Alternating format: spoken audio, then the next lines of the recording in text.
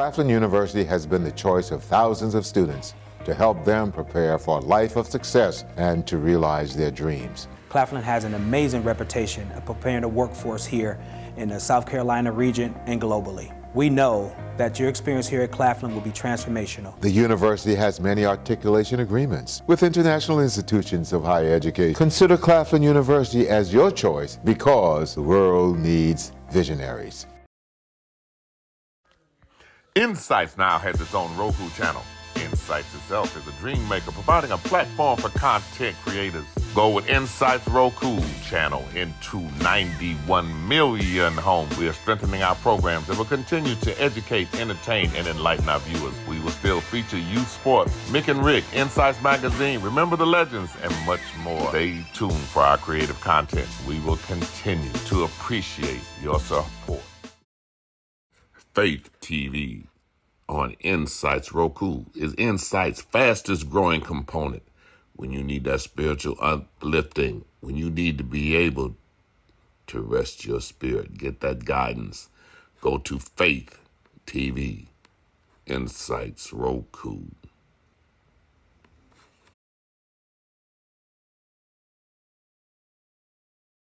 Ladies and gentlemen, here with us today, I can't call him no rookie softball coach because he's already got a year under his belt. Not quite a year, but he's got a season under his belt. Coach Holden, welcome to the Claflin Athletics Show. Thank you. I appreciate it. Coach, you ended up having a really good season, but you went through some trials and tribulations to get there. Share with us some of the things that you went through, and it's a long list of things you learned in this first year. What did you do to kind of turn it around, Coach? So, yeah, it was coming in January, having 4 weeks to prepare for the first game.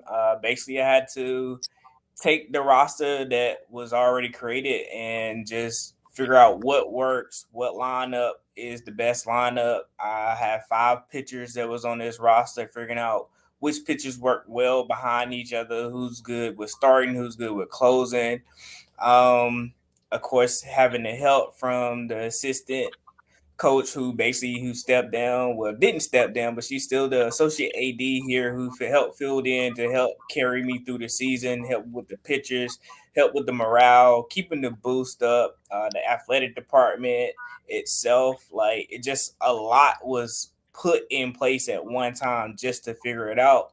We had an up and down regular season, but we finally buckled down for the tournament itself and had a great run in the tournament. Wow, Coach, you encapsulated that in about 2 sentences, and you really had, you started off kind of rough there in the beginning, like 2-9, but you had towards the end of the season, you hit your stride. You won 8 out of 9, had 6 or 7 in a row.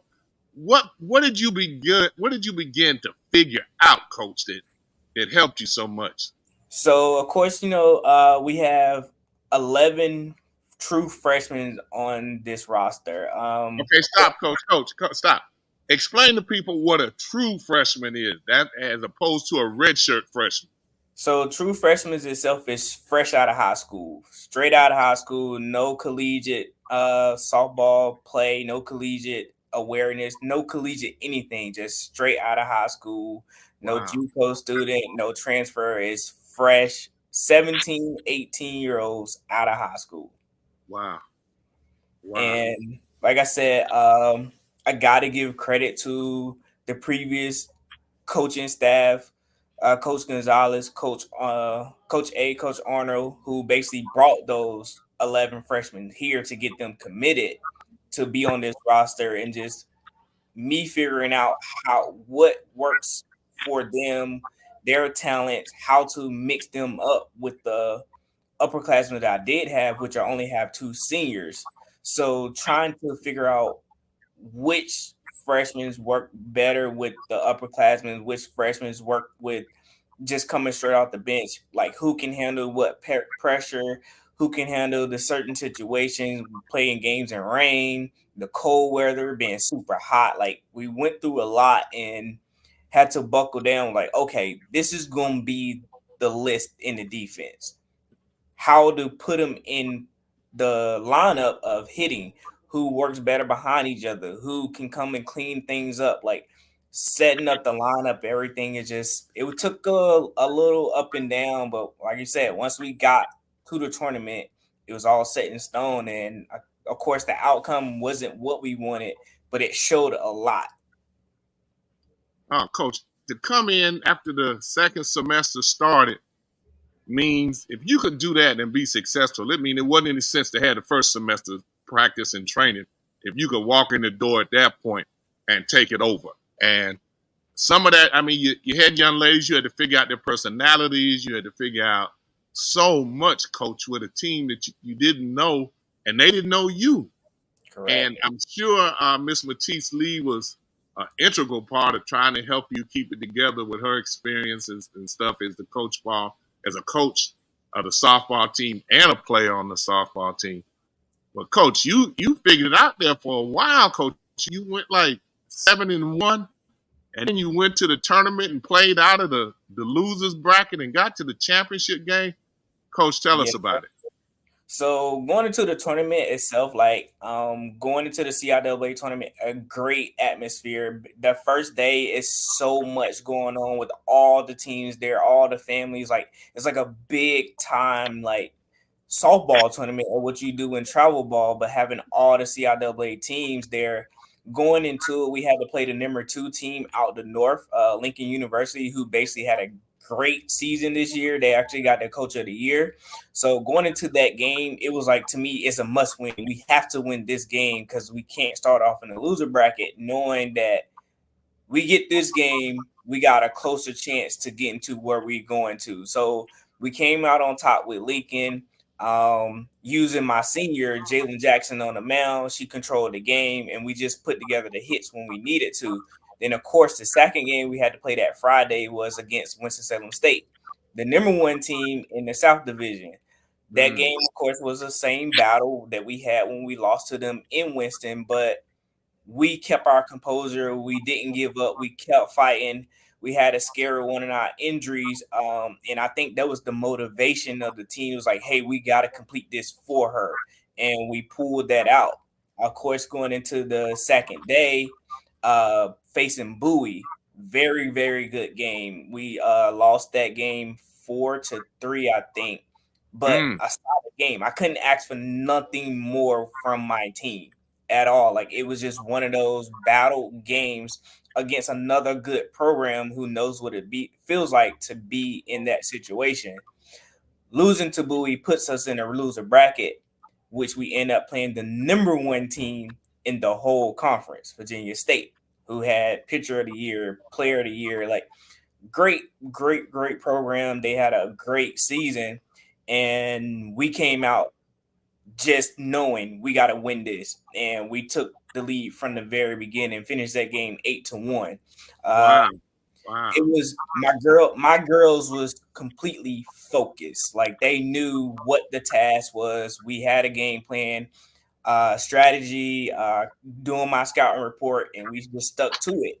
A lot of the strategy that went through it, people was like, why he's not doing this, why he's not doing that, because of just my thought process with strategy, but also knowing my athletes. And then when going into the championship game, which was the biggest thing we wanted to do, was, can we compete for the championship? And we crossed everything we needed to get into the championship game. Same thing, strategy, game plan, everything. We battled weather. Very, very good game. We was up. We had a play in the outfield where one of my center fielders, it was 2 outs. My center fielder went and she collided. Well, she got upended from my right fielder. Fell on her back, hit her head, and the ball came out. They said the ball came out at the end, which made it everything questionable. But of course, the injury was more important than everything else that was going on. Even then, we still was in the fight. We had the rain delay. I think that game probably was a 4-hour type game playing against Bowie in the championship with everything that was going on. Still, overall, the atmosphere was great. Seeing my team, who did struggle in the very beginning with the up and downs, never giving up, knowing that, hey, we feel we're the better team, regardless of what anybody says. We're here, and nobody expected us to be here in this situation. Especially beating the number one seeded team. When I saw that, I was like, uh-oh, Yes. Panthers in the house. So, and of course, they said there's been 3 years in a row that it's been Bowie versus Claflin in the championship. So to even be a part of that history with knowing the background of everything, of course, Coach Lee, Matisse Lee, she had the girls in the fall season when they was going through the hiring process. So they was familiar with her. So of course I asked my AD, can I get her on staff for this season? Because that's who they know. That's who they trust. And if she trusts me, they're going to trust me because she trusts me, and that's who they know. So once the team itself start trusting in an overall thing and realize I believed in them, they believed in their self, and the outcome is what it was. I think we lead the conference number 2 in batting average. I probably have 4 or 5 girls in the top 20 in batting average. We had 2 players that was on all conference. 2 of my all rookie. And then I think 2 players that was all tournament. And you had 2 that were all conference for you, senior Jaelyn Jackson. Yes. And she makes it in 2 positions, first team utility and second team pitcher. And let's speak on her because she's the senior that's leaving you with all those freshmen. Yes, sir. How will she be missed?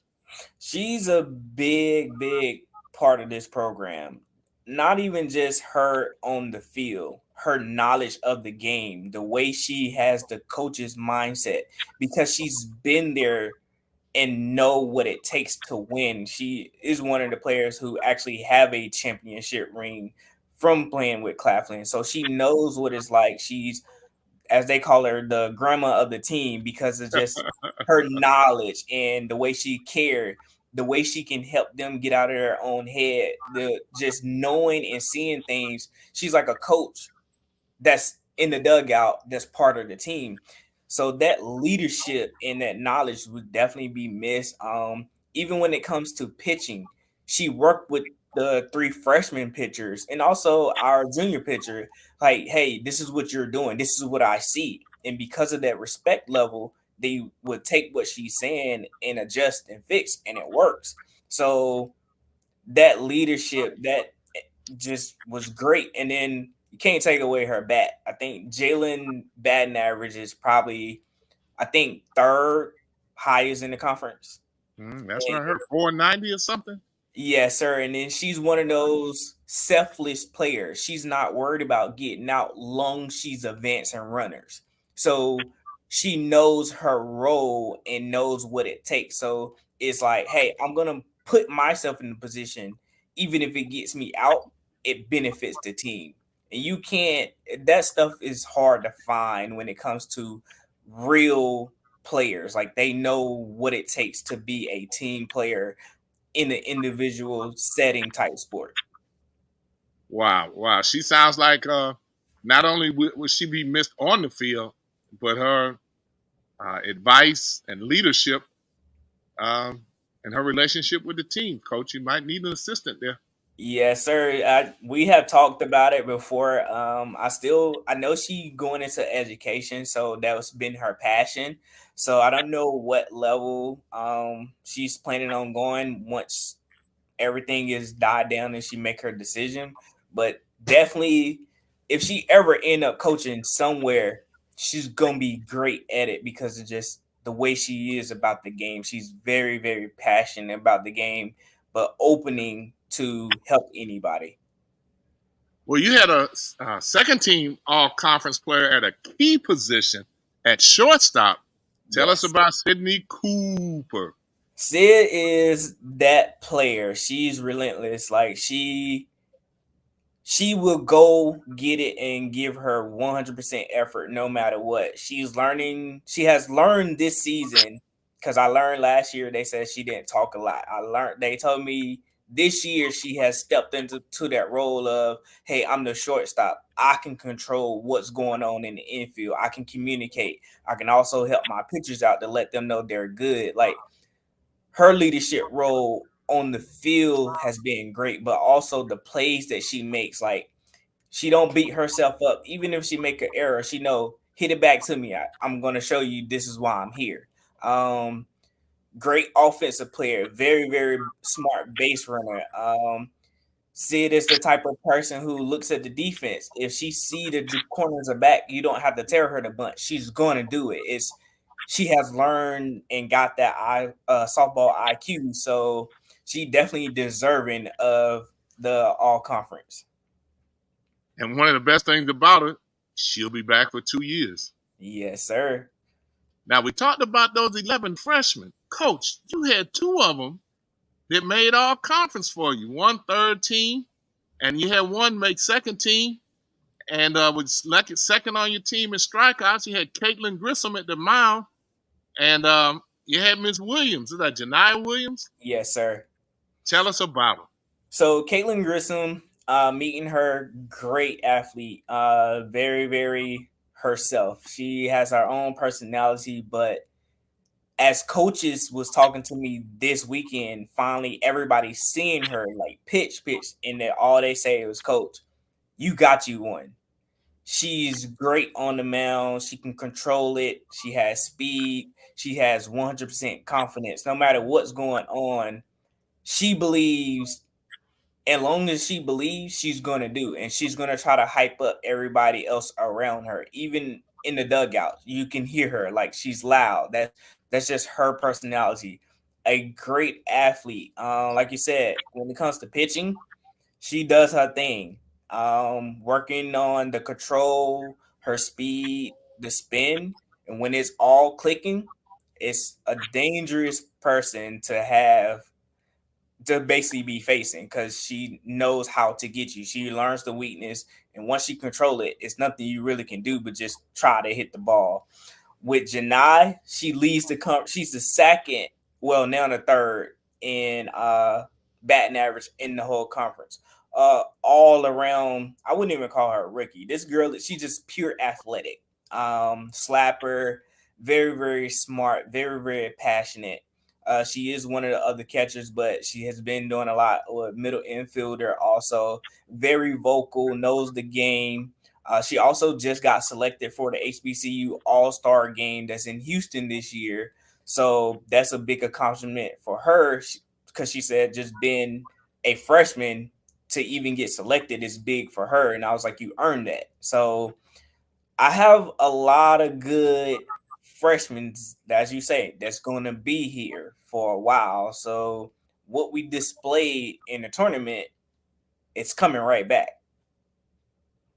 Coach, that's exciting. That's exciting. And I appreciate you taking the time, the track team, the volleyball team, but you kind of share a little bit more deeper insight with your student athletes. And this is exactly what people want to know about these young ladies and how they've done. Now I want you to look at yourself, Coach, and tell me, what did you learn from this year that will be key for you moving forward next year? What is this year of experience meant for you in terms of how you want to prepare and what you want to do? So this year itself, it showed how much adversity I really had getting thrown in with only having 4 weeks to prepare, but also learning that having that type of relationship with your athletes helps you in the long run. So my biggest thing that I wanted to do when I came in was to understand and know my athletes, but also get them to build the confidence to just be able to talk to me about anything. Some of my athletes come to my office just to be in my office, just to be here, and they do their homework. Like, that's just the relationship I try to build with them, so it's comfortable. It's a give and take. So when I ask certain things of them, it's no, we're not doing that, coach, or trying to basically downplay it. It's because when they ask me for stuff, I do what I can to make sure they can get it, or it's reasonable to do. So when I ask for the return in performance, it's no question. And then just going through the season, learning to prepare. The scouting reports is a big thing that I learned in the Division I, bringing it here and knowing it still works. Just you got to take that time and invest into it. Having a support staff is definitely big, from my head AD to the president of the school. That support, Dr. Womack is one of those presidents. Say, hey, send me an email, I'm coming to the game, and he will show up. That stuff is a big key push for the success for this program itself as a whole, but also this year. Just knowing what it takes to actually make it to the championship game. Now I know what has to happen to win the championship game. It's no let up. You gotta keep going. It's no, oh well, we up now, we might can lax a little bit. No, it's you're playing until the end. And now my team knows that. I know that. Now we can prepare and actually have a full season of fall to really prepare. So when we get into January, February, all that stuff that we had to learn this year will already be in place. Oh, that's great, Coach. That's great. Last question, I think. Last question. What are you looking for with 11 freshmen coming back and looks like only one senior? What are you looking for in your recruitment travels? So in my recruitment, what I'm looking for, the biggest thing I'm big on is I like small ball, but we have a lot of power. So what I would look for in my recruiting was speed. So when I get my power on base, I can have pitch runners to make the game even faster, and we score faster instead of hoping and waiting for more power to come in. I got speed on the bases to take advantage of when the corners are playing up. Now we can steal. So the recruiting is not as heavy as most schools would be, because I do have 11 freshmen that will be returning. It's bringing in speed, but also bringing in the mentality. I didn't go looking for true freshmen. I went for JUCO players and also transfers who knows what it takes, that's going to blend in with the same players who's here, who knows what it takes. Just bringing in more leadership who already been there to help guide and still show the way to the younger athletes as they keep growing. And I've been there ever since. Now I'm the general manager. I run the store. And again, Claflin University has always given back to our dealership. That's why we want to give back to them. A great partnership. We love the partnership. We love Claflin University, and we will always support them. You are listening to Mr. King. Claflin sophomore Javon Riley from Columbia's Johnson High School won the 400-meter hurdles. He finished 10th in the nation and may end up in the NCAA championship. He won the conference 400 meters, allowing him to have 2 first-place finishes. Sophomore Jonathan Flemister had a terrific showing, as he won the men's 100-meter dash and placed second in the 200 meters. In field events, it was junior Joe Morgan who was dominant. He defended his title as the men's high jump champion when he cleared more than 6 feet 10 inches. He also won the men's triple jump with almost 49 feet. Junior Zion Murray added a second-place finish in the men's 800-meter run, while sophomore Reginald Gore placed third. Panthers also swept the relay events, winning the 4x100-meter relay and also won the 4x400-meter relay. Congratulations to the CIAA second-place finish by the Claflin men. It was in the field events where the Lady Panthers really made their marks. Claflin freshman Malena McBride placed 4th in the high jump and placed 4th in the long jump. She continued, as she also placed 3rd in the triple jump. Fellow freshman Jara Mack placed 3rd in the javelin throw. You are listening to Mr. Everybody should grow to be a leader. You have different types of leaders.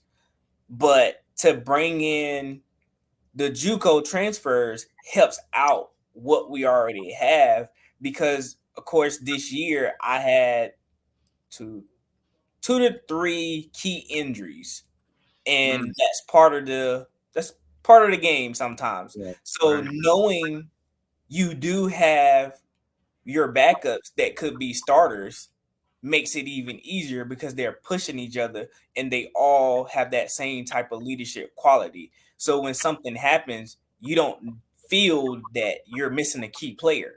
Your key player went down and another key player just stepped up. So that's what I'm trying to build. And so in my recruitment process is I'm recruiting to find mesh what I have with the same type of skill quality, but also mindset. So I know where my player's mindset is now. So when I recruit, it's the same thing. The communication that I have with them, I'm trying to figure out their mindset. Do you have the same mindset of this championship caliber team? Okay, Coach, it really sounds like you've given that some thought in terms of how you want to do that.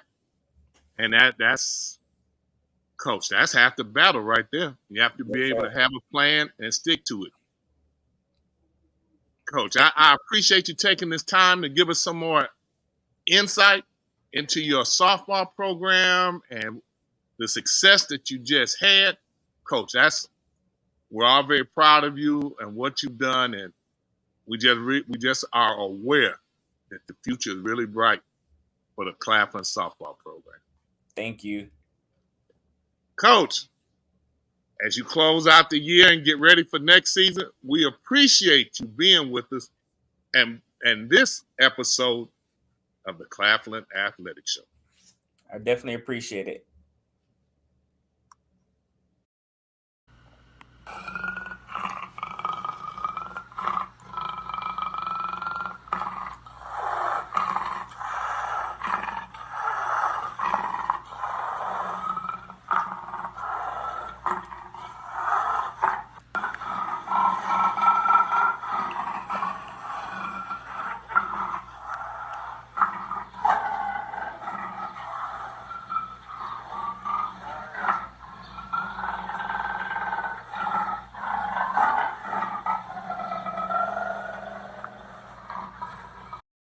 Time out. Time out. This is the coach. I'm a part of the Insights Mick and Rick show. Now, when I can get Rick out of that cup, I get good discussion from him about the hottest sports topics. But we do keep it straight, no chaser. The more he turns that cup up, them words come out faster than a chicken pecking up corn.